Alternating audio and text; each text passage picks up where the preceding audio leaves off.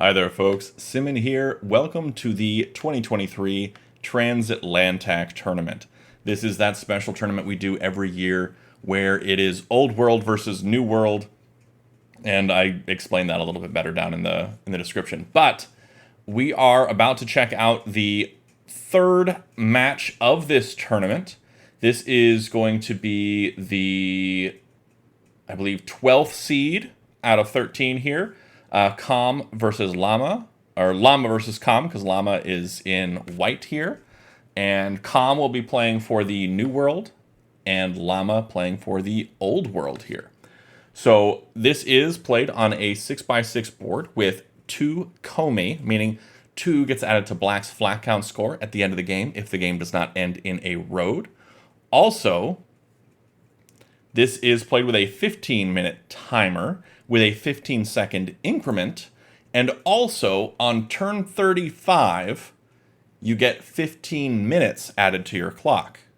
So that makes it capable if it lasts long enough for a little bit longer of a game and a little bit more thinking in the end game if it lasts that far. But typically, games more or less are decided by around 35 unless they're really, really high-level top player games playing against each other. So, without any further ado whatsoever, let's jump right in to this one-game match between Lama and Com.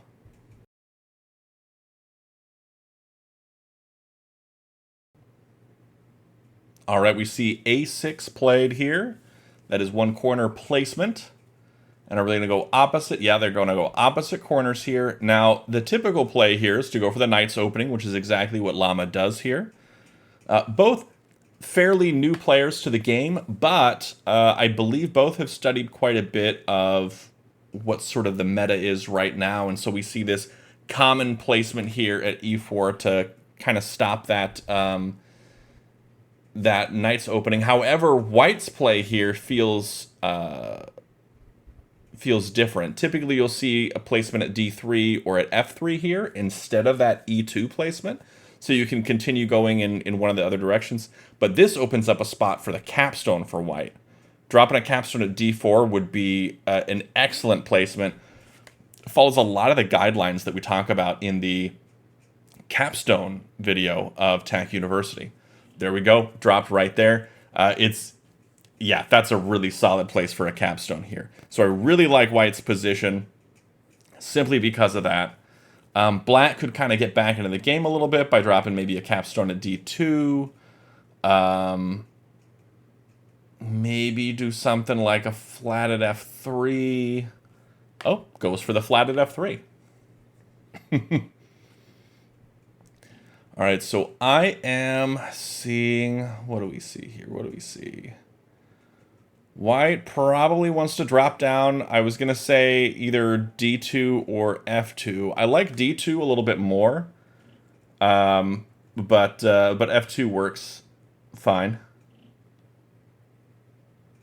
Yeah, this is a solid position for White. It's going to be tough for Black to put up much of a fight here at the moment. But once he gets that capstone down, probably at d2, then things can start going in Black's favor, because that early capstone from White really, really puts them at a strong advantage. Getting that capstone quickly in a really good spot is very, very important for the early TAC game. Doesn't go for the capstone drop, though. I was thinking d2 was a great spot for that capstone for Black, but doesn't go for it.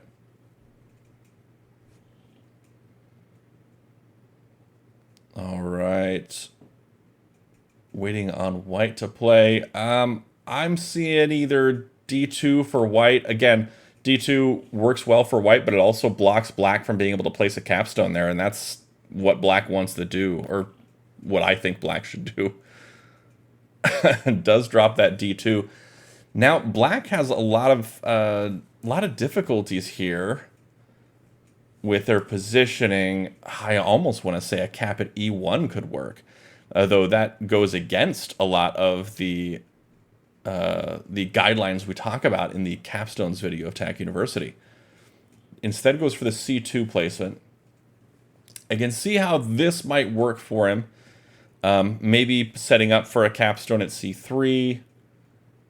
works for his own horizontal line with an E5 or an E4 minus. That would work towards that. Also blocking off white's horizontal. The white can shift to the vertical fairly easily. But the E4 minus can stop that vertical shift if it happens before white's own capture in that way. White shift into the vertical here. Now, black doesn't want to make any flat-on-flat captures here.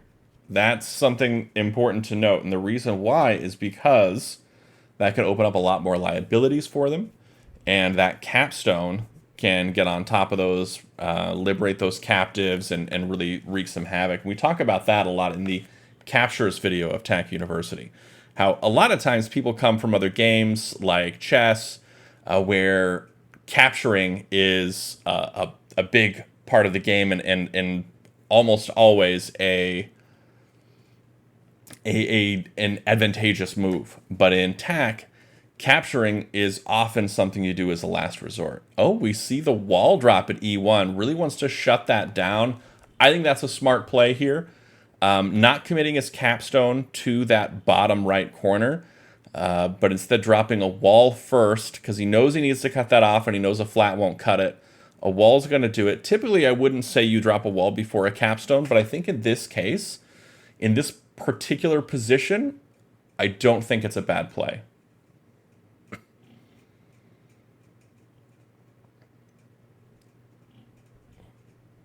Also, making a capture with this wall is a lot different than making a capture with a flat stone. Those flat-on-flat captures can be recaptured, and you can mess with those a lot easier than, let's say, a wall capture. So wall capturing onto flats or capturing onto a stack, that can be a lot different. And there's a lot of nuance to how walls can work defensively and offensively. Offensive walls are very underrated by newer players. It is a very strong type of move, and we talk about that in the walls video of TAK University. But this, we see a self-capture here from white, which is interesting. Oh, but then the flat drops. Not a capstone dropping, just a flat dropping. White probably wants to throw that stack upwards, capturing onto F3 and F4. Because as of right now, white loses the capture war on F2 if black captures onto F2 without them doing something about this. So white could also just capture up 1 with 1 F2 plus.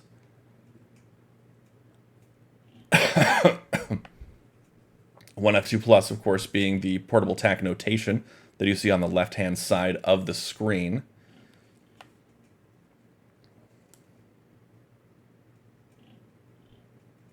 Does go with that 1 F2 plus. And we do talk about the portable TAK notation, or PTN, in the PTN, or portable TAK notation video of TAK University. You'll notice that I'm plugging TAK University a lot. It's because a lot of the things that I talk about, I reference topics that I've talked about a lot before in those strategy videos. And so it's nice to have a familiarity with those to really understand what I'm saying, I guess. Or, try to make sense of what I'm saying is a better way of putting that, maybe. So here we see white making that TAK threat. I believe this is the first TAK threat of the game. Black comes over with the wall, interestingly. I expected maybe an E4 minus there, or maybe an E3, an E2 plus. E2 plus continuing their own horizontal, but then it leaves that square open for a capstone capture, so probably not the best. But in this position, white can not renew their threat immediately. They can work towards renewing their threat. with something like D1 or E1, but they instead go for the capture. This is a flat-on-flat capture. Again, we talked about this, how making these flat-on-flat captures is typically something you want to do as a last resort.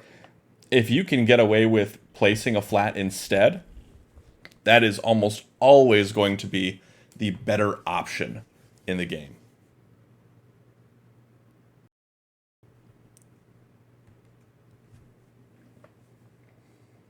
Yeah, I'm not pleased with White's capture there. There we go. Capstone drops. Now the capstone is in a good position. It's threatening that stack on E2. And E2 has nowhere to run unless it self-captures. And anywhere it self-captures is somewhere that black can recapture and win that capture war. And then spread anywhere they want. So black's capstone is in a perfect position to shut down white's positioning here and really, really start to take back a lot of that momentum and start to sort of drive where this game goes.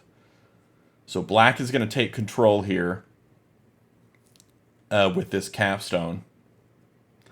A fairly late capstone also. It's typically a better idea to drop your capstone early.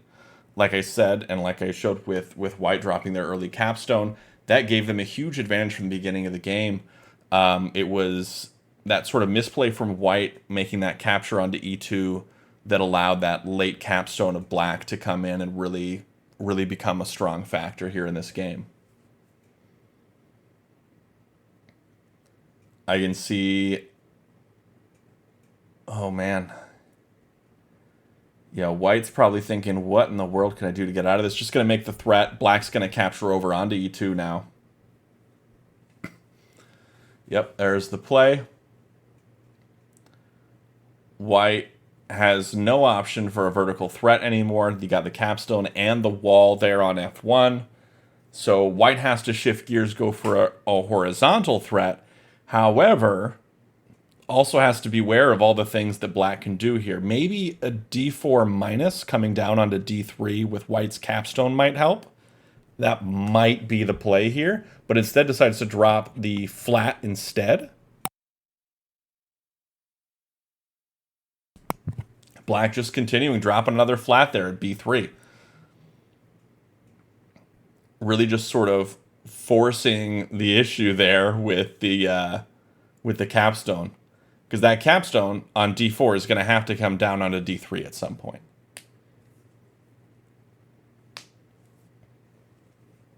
I can just see it. And if white tries to block with, let's say, a flat or something at A3, black drops a flat at A2, right? And just continues on with that. Maybe makes the citadel first. Who knows? But there's a lot of potential here for black. White's just going to play another flat there. Interesting. We may be seeing black drop a flat at A3 here. We may also see drop a flat at B2 to solidify the position. We may see him capture up at E3. There's a lot of moves that are all viable. I feel like dropping the flat at A3 is probably the better move there. That's exactly what he does. White now has to respond to this tack threat. And the way to do that, I feel like, is probably dropping that capstone down. Could also decide to drop down with B4. So B4 minus onto B3 would give white another moment of sort of time to think about this move. The capstone comes down. Black likely going to drop a flat here at D2 to just continue the threat. Dropping flats. There's a moniker, or not a moniker, there was like a motto from a couple years ago, and it's more flats, more better.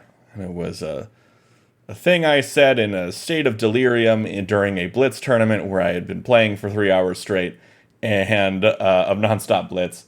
And more flats, more better. There's nothing wrong with that. Doesn't go for the tack threat renewal. Just places up at d4, which is a more defensive move, and I find a little odd because black has all the power to drive here. It's kind of given up a little bit of power by playing that defensive move. Though he did listen and say more flats, more better, and drop another flat instead of making any sort of capture here. So there is that at least.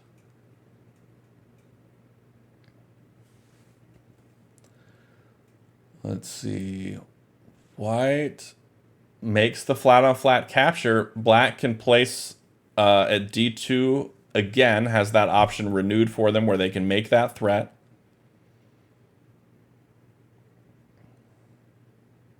Now the threat is made in the horizontal direction yet again.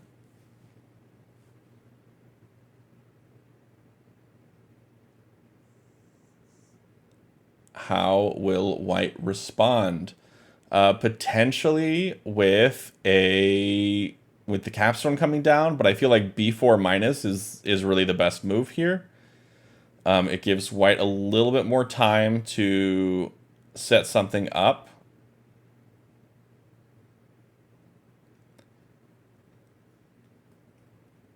They'll be giving up their positioning for that horizontal. However, it's probably necessary. No, drops the capstone. Now, this is where I could potentially see a 3e2 plus 1-2 move. Now, 3e2 plus 1-2 is taking that whole stack on e2, dropping one black flat onto e3, and taking the white flat and the capstone, dropping it on e4. What that does is it, again, creates another tack threat, also threatens that stack at d4, and really just protects a lot of their pieces and cuts off some of what they were going for in the vertical and horizontal directions at the same time. Like, it does a lot of really good things, that move. It does, however, create a liability, and that is that black flat on top of a white flat on e3, which is just an opportunity for white to recapture and reclaim and use that later on down the road for positive flat count differential moves. And if you're like, what the heck is a positive flat count differential move? That's the, we're talking about FCD or flat count differential. We talk about that in the flat count differential video of TAC University. And black decides to go for the more flats, more better move. Drops a flat at d3, just makes the tack threat. Doesn't need to do any fancy tack spread or stack spreading here. Which is probably the smarter play. I just really like the other one because it seemed more fun. Which is my downfall in most games. But let's see. Yeah, so what's white going to do here? They can't just come back up with the capstone. That would be thrashing and it would just lead to badness. There's are very few occasions when thrashing, or let's say like with a wall or a capstone, where you just capture up one and then they place a flat, you capture back, they place another flat, you capture back, they place another flat, and then just keep doing that, and you just keep capturing with your big stack the whole time, and just growing and growing and growing your big stack. There are very few occasions when that is a good play. This is not one of them. White does capture down with b4. That is the more reliable method of cutting off this horizontal threat. Black decides to place up at b4, threatening to capture down and getting back in that threat position. White, however, has the option to go for a threat in a few moves. Placing a flat at b2 is protecting the flat at b3. Black will still always win a capture war there, but in order to win said capture war now, black will have to give up a little bit of their positioning for that horizontal threat.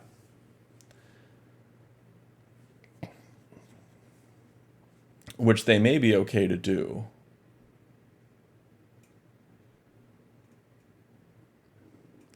Coming down with b4 and then coming right with a3. If a wall drops or something like that on a3, then you just spread upwards all the way to a6. You'll have to leave nothing behind on b3, but it would work. Black just playing around that flat now. It also could be setting up for that capture sequence and spread.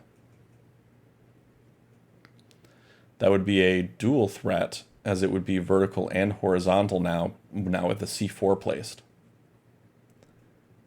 Yeah, I think that's what he should do. I think he should do the b4 minus here. So b4 minus, and then b2 plus happens, then a3 right happens.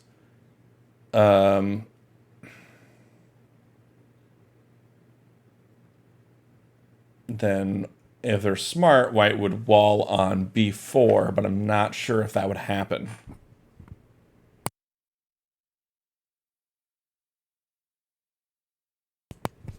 Easy to overlook here. We can also take a look at the time. Lama down to 9 minutes on the clock. Com still up at 11. Oh, and so we see the capture up here.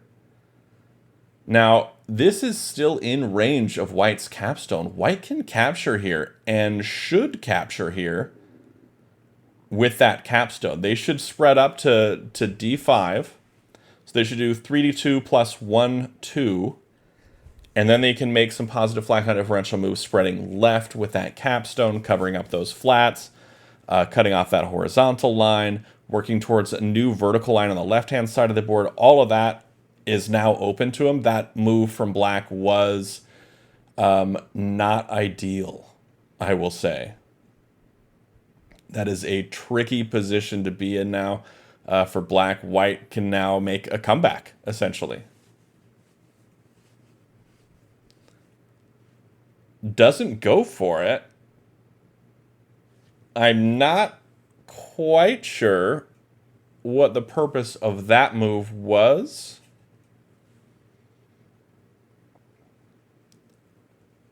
But it was a move. Like, they want to cut off that threat, sure, but black's capstone's right there. If he spreads up 3e2 plus 1, 2, now not only is he still going for that horizontal threat, he's also threatening that f4 big stack to recover all those flats. Like, this is not looking great for white with that move. That capstone move up onto d4, if that had happened, I think that would have turned this game completely around. And you would have seen white start to push ahead here. Now it seems like black is going to push ahead yet again.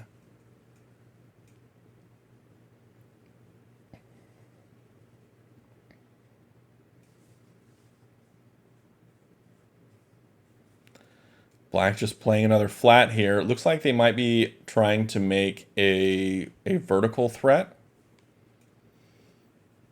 White still has the option to capture onto d4, and they should do that here.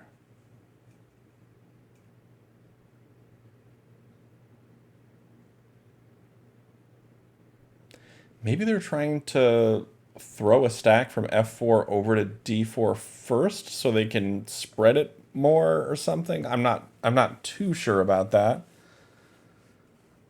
Because you can combo sometimes with a spread, like a bad spread where you're leaving behind your opponent's flats in a good position to recapture and things like that, but then you capture that bigger stack with your capstone. That's a thing that you can do and that works really well. But it's something that a lot of people don't really see. It is very much a bot-like move. So this is now a threat in the vertical direction. Black can place a flat now at c1 for a road. White had played at d3, and I don't really see the point of d3 at this point either. Like maybe he wants to capture up onto d4 at some point. Can't do that right now, though. But white can stop this threat just by placing a flat at c1. And a flat at c1 doesn't hurt white at all. I mean, it kind of helps because it can move towards that vertical threat. Okay, now I see what the point of d3 was. d3 is so white can place a flat at d1 to make a tag threat. Okay, I understand now what the point of d3 was. It just seemed like an odd play when black has momentum here.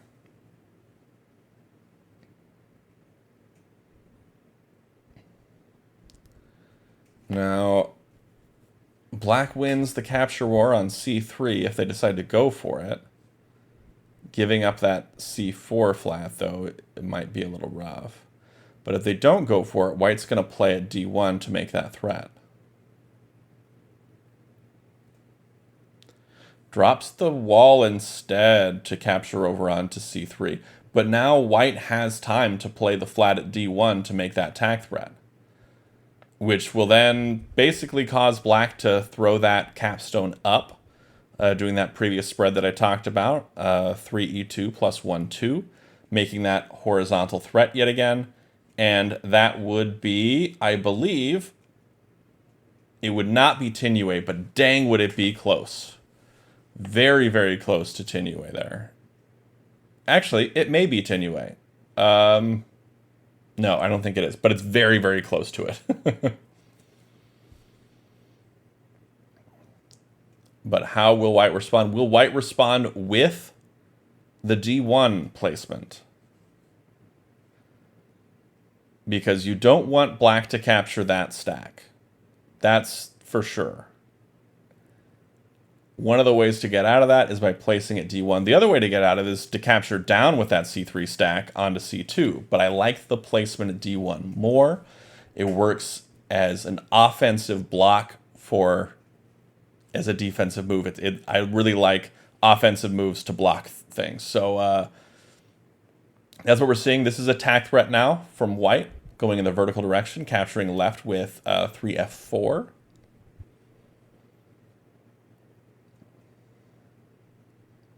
Black throws right.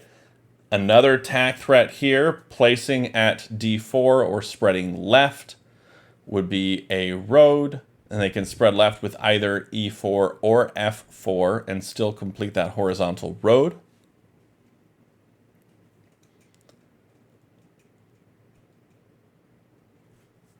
And white can wall there at d4 to stop this. The wall would work. Not much else looks like a good move. You can't capture onto e4 at all, and you can't place a flat at d4 at all. You can capture right with a4 onto b4. Oh, misses the spread threat, and black is able to spread left for the road. And that is it. That means that Calm wins this game in the Trans-AtlanTak Tournament. And that will be the point for the New World here. So that brings the New World up, I believe, 2-1 at this point, because Mediocre to Borland and Aliono 2 played theirs. Alion came on top for the Old World. And then we saw Archvenus and Tones play, and Tones came out on top for New World, and now Lama and Calm, another game for New World. Doing some work there for New World. Finally, in the lead for once, having lost the past 2 years by a significant margin. It's nice to see some more competition here. So that is all for today. Thanks for watching. Be sure to check out the description below for all things Tak, especially the Tak Discord server, which is the community hub and where you can find all sorts of Tak resources like strategy guides and people to play with. Whether that be right here on playtak.com or asynchronously right there through the Discord server itself. Lots and lots of people to play with and fun resources to use. So be sure to check that out, and until next time, have a great day and happy tacking.